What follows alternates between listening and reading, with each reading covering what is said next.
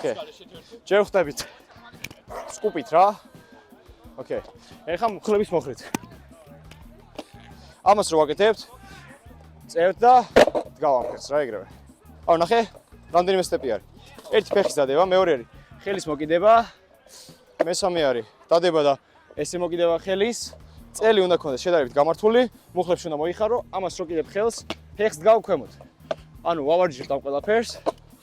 აი ამას, რამდენჯერმე ამეორებ და ბოლოს გამოგდის ესეთი რაღაც. მეორე ფეხს დებ.